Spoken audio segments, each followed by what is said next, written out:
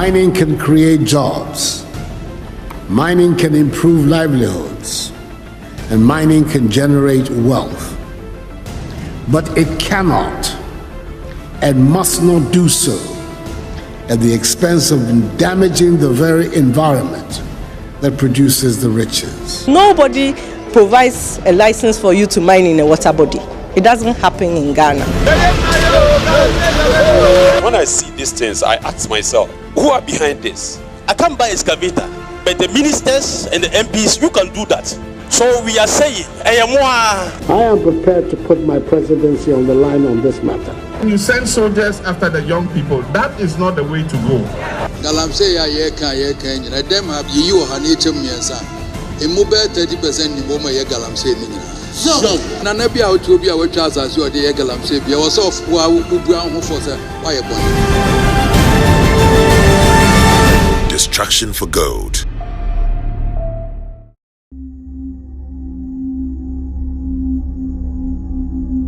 The U.S. Geological Survey gold statistics for 2022 pegs the world's global gold reserves at 54,000 tons. Ghana's reserves, estimated at 1,000 tons, has been the country's good and bad omen in the past 15 years. The large-scale exploitation of Ghana's gold has been fairly controlled. But the small-scale or artisanal mining sector has been the country's environmental headache. Highly unregulated, it is home to greed, politics, power play, and a policy dilemma. Artisanal and small-scale has a long history in Ghana.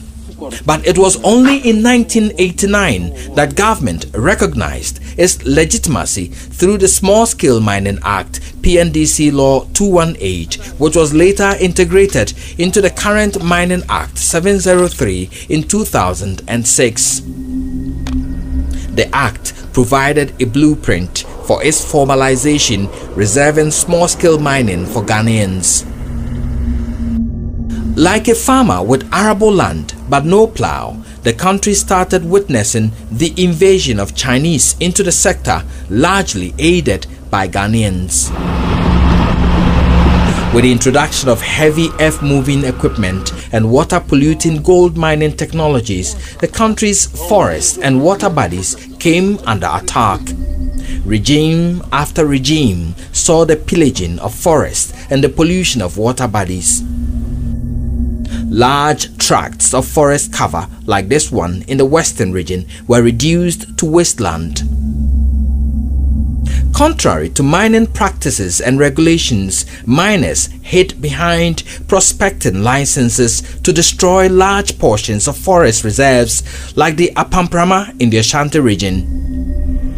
Between 2006 and 2016, the devastation from illegal mining had taken astronomical levels across the country with extreme environmental consequences. Our usual footpath to school and out of our homes has now been turned into pits. I've been injured today trying to find my way home. They have to drive the Galamsey people away. In 2013, President John Dramani Mahama inaugurated a 5-member task force to fight illegal small-scale mining across the country. The problem persisted, leading to a government ban by the Akufo-Addo administration on all artisanal small-scale mining activities across the country between March 29, 2017 and April 22, 2017. This was followed by a 6-month ban on legal small-scale mining. I've said it in the cabinet, and perhaps it's the first time I'll be saying it in public. I am prepared to put my presidency on the line on this matter.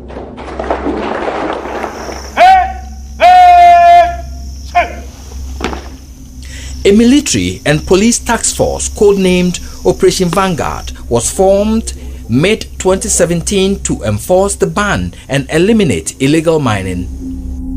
Later, an interministerial task force called Galamstop was roped in to assist and remove seized excavators from the field. But even in the midst of the ban, miners like this one were actively mining in areas like the Kobro section of the Apamprama Forest Reserve. In the Tabosere Forest Enclave in the western region, miners pillaged the forest, claiming that they received concessions from the Minerals Commission. This site was allocated to me by the Minerals Commission. They made allocations at a small-scale level. For miners like us, they don't give any certification. Though the task force made a lot of gains, a number of excavators transported to Accra by the Interministerial Task Force under Professor Frimpong Boateng could not be traced. This medical doctor who purchased and hired excavators for hiring lost a number of them. They were seized by the Interministerial Task Force. So I came to Accra to find out if the machines were really here. So when I came upon my search, I found out that 2 were at industrial area. So I went back to prepare myself and come for them, follow the procedure and come for them. So when I got back, I decided to check on them again. I found out that one of them was not around, was missing. Perhaps the account of this low-loader truck driver hired to move some of the excavators gives an inkling of what happened to the missing excavators.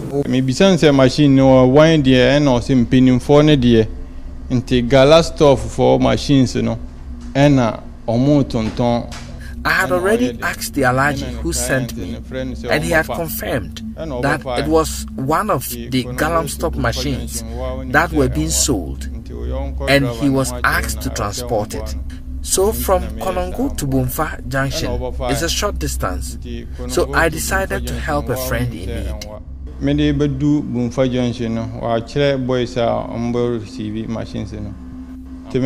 When I reached Bumfa Junction, he had told me a group of boys will receive the machine. Truly, I met them and they received the machine. Soon as they took the machine, a Land Cruiser vehicle came to the scene and took the money. How much did they sell the machine? I see 50,000. He said 50,000.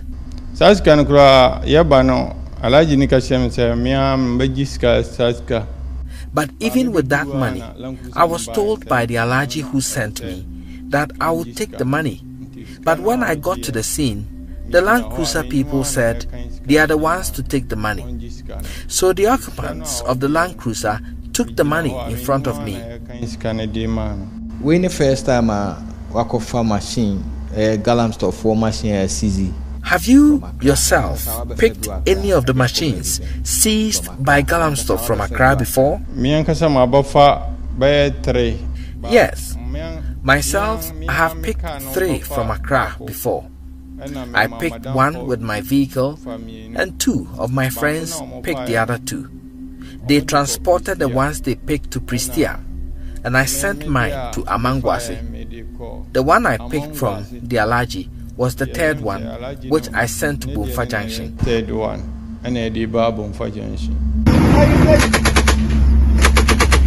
Operation Vanguard made a lot of gains, but was embroiled in allegations of bribery and selective application of its operations.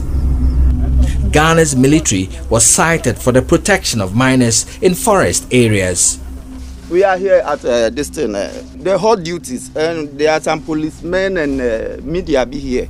In January 2021, over 30 fully armed military personnel were found protecting miners in the Odahun forest. So these are military accoutrements. You can find names on them. This one is Camel. This one is Camel. We have the other one, Amweni, on this one, and these are as security men have been able to authenticate, these are quality Ghana Army uniforms, indicating that we may have some military involvement here in this site. Sometimes we don't do things like that. Our team was molested after filming their activities there.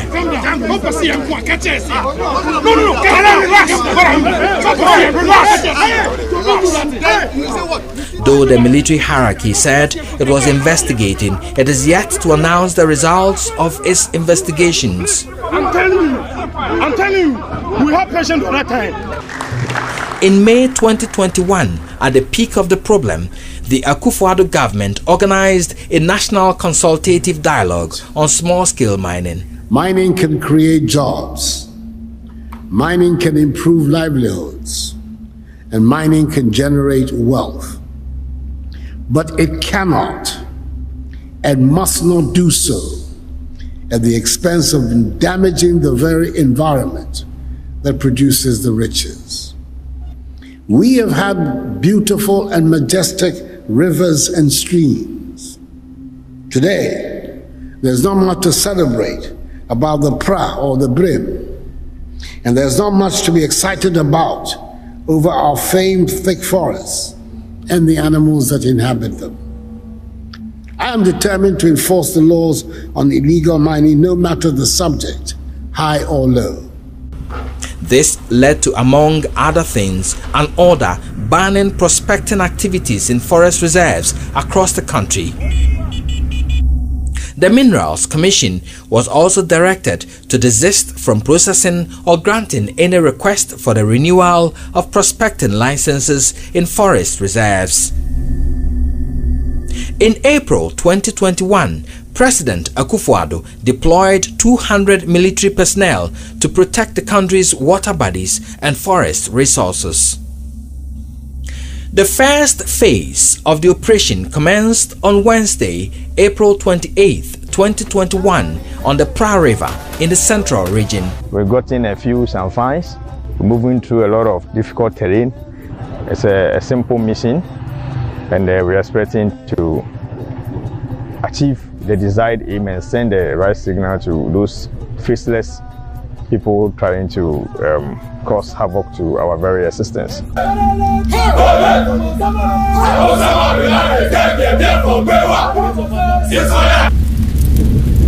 The operation in its fourth phase has seen the controversial banning of a number of excavators and other equipment seized from illegal miners and the arrest of a number of miners. The banning of excavators has received mixed reactions. We are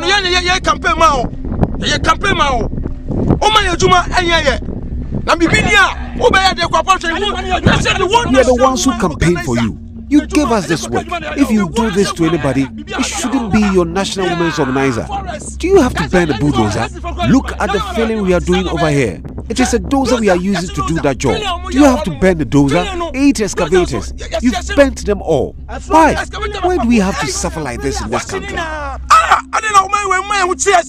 Go to Moso. People's machines were bent. Akwaboso, a machine was bent. In Etiwa, for what I've gathered so far, about 16 machines had been bent. Only 7 of them is coming from Madam Kate Jenvo's area. My whole beef in this matter is the minister should calm down. He should do broader consultation with the people. He should also publicize mining companies who have valid mining permit, and at the same time who has been authorized by the EPA to also mine, so that we know that, oh, these people operating here, they don't have the license to operate. So even the public will come out to even defend the state. If you put a blanket ban and then you send soldiers after the young people, that is not the way to go.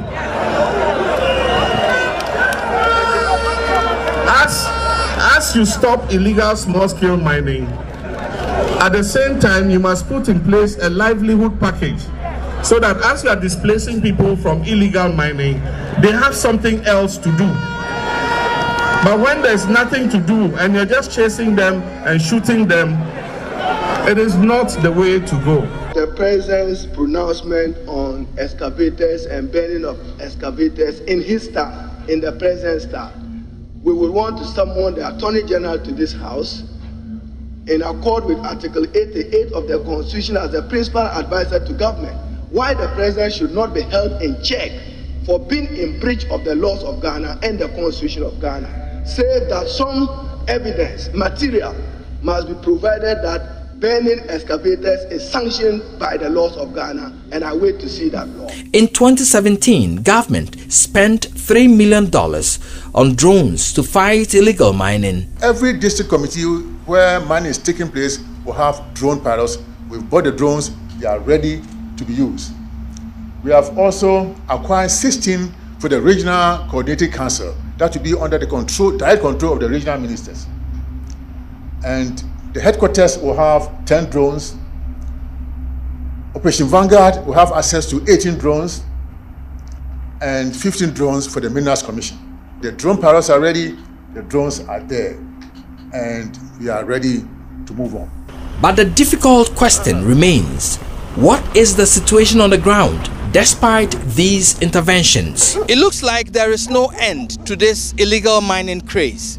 Now, deep within the Tabosre Forest Enclave, you could see over 10 excavators within this forest, destroying it with impunity. So far, nobody has been able to show us any legal documents binding their operations here.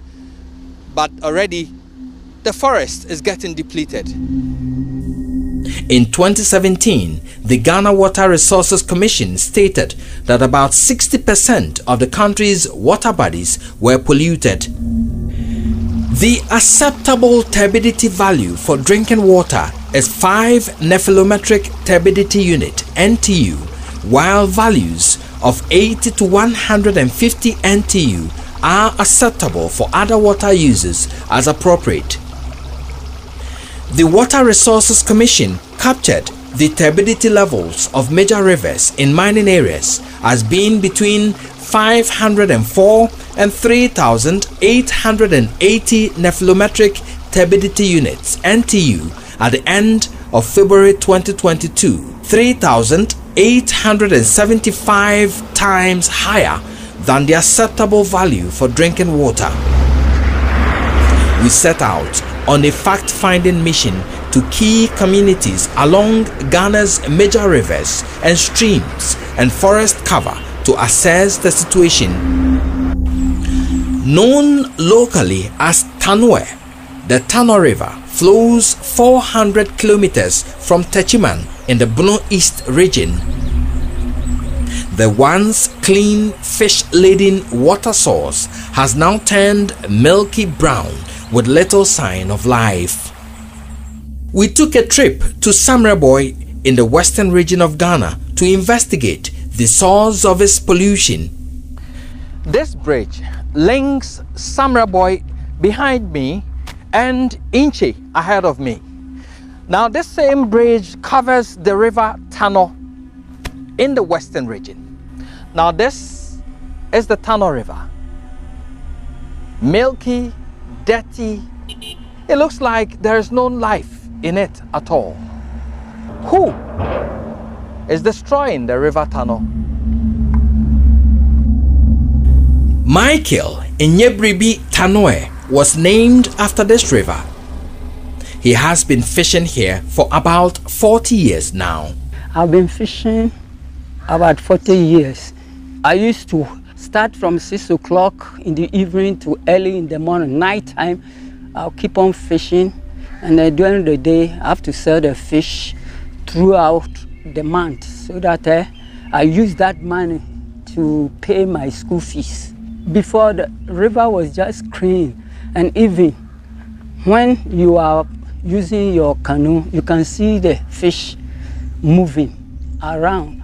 And sometimes we use bottle and put gari inside, put it inside the river, stand outside, and you can see the fish going around it. And then when any of them enter, quickly you rush and take the fish out. After hours of fishing today, he only caught few fishes. This morning, the fish that I got,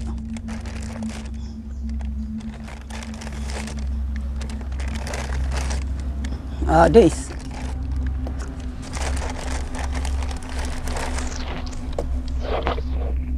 Before, the same amount of net I'm using, I can get a fish almost a basket full, very short and nice. But nowadays, the fish has become long and the fin have been changed as if they have designed it.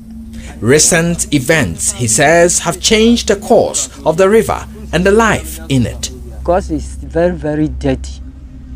That's why the fish have been changed.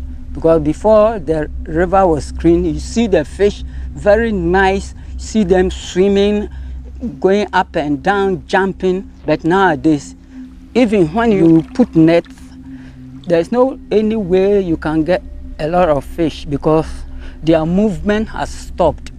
And the river meandering to the nature one has been changed. Now the river boundaries are widened. A bird's eye view of the river revealed possible culprits in the pollution of this national resource. This mining site, captured by our drone, belongs to Akonta Mining Limited, owned by Bernard Ntwuboseako, popularly known as Chairman Wontumi, the current Ashanti Regional Chairman of the NPP. Two of their mining operation sites sitting at the edges of the river, with some of their mining leaks and residues feeding directly into the Tano River. The footage of mining along the Tano River from a layman's view shows a clear violation of government's buffer zone policy, which demands the demarcation of a 50-meter buffer zone away from a water body like the Tano. Existing buffer zone bylaws and specifications spelled out by the Forestry Services Division indicates no logging within 50 meters of major streams and 25 meters along smaller streams. That of the Ministry of Lands and Natural Resources states that a minimum of 100 meters off watermark should be declared as protected areas. But none of the mining sites discovered by our team along the Tano River respect these laws. Some indigents of Samreboy told Love News many of these sites belong to Chairman Wontumi's Akonta Mining Limited. But officials of the company will not speak to our news team about the effects of the operations on the environment visible from above. Two security men wielding pump-action guns approached our team, and after establishing our identity and registering their protest over our drone activities, they left. If you are mining a water body, you are undertaking an illegal activity. The Minerals Commission describes such mining activities polluting water bodies or destroying forests as an illegality. Barbara Otinjesi is board chair. Nobody provides a license for you to mine in a water body. It doesn't happen in Ghana. So if you are mining in the water body, it's illegal.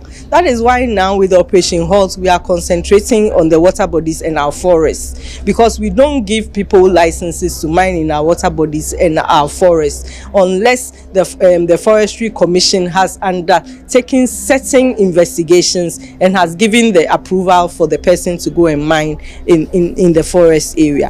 But we soon realized that the environmental effects of Akonta Mining's operations was to be the least of our concern. We followed the Tano River to 4 key pollution points. Here, mining was being done directly on the riverbed, with mining residue leading in and out of the Tano River. Deep within the forest, we get to Atala, a small community close to the river. Here, the blueprints of irresponsible mining are visible.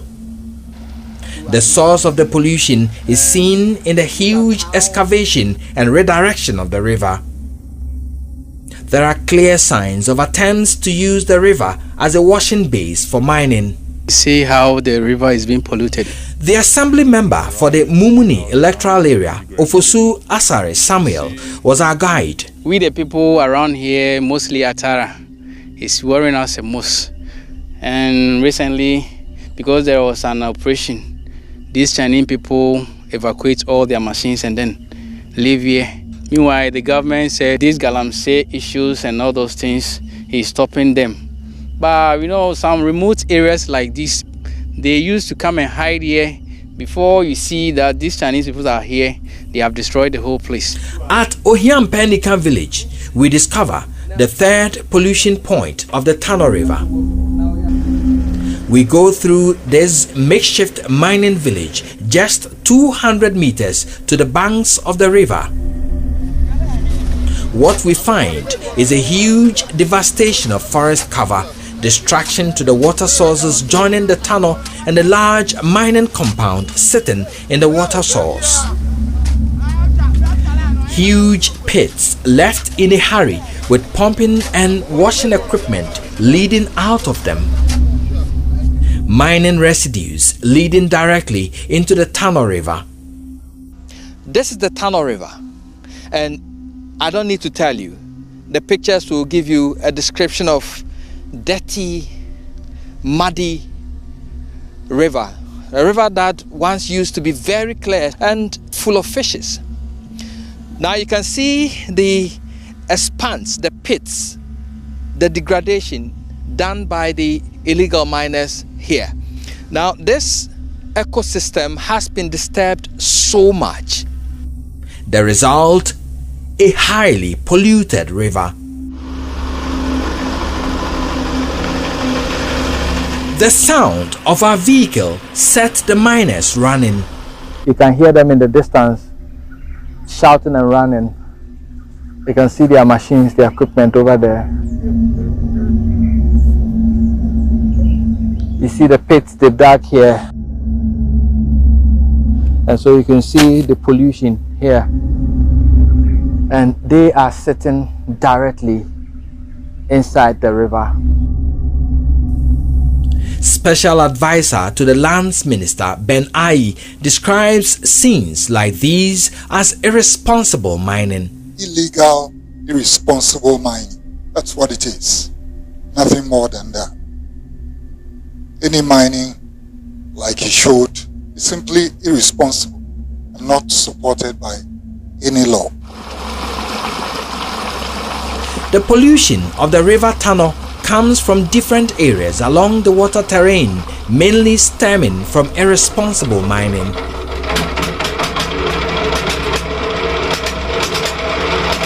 The illegal activities on the Tano River, we learned, is not happening on the blind side of authorities. We were told that a military contingent was sent to the area 2 weeks before our team visited the area. But the miners were given the opportunity to salvage their equipment.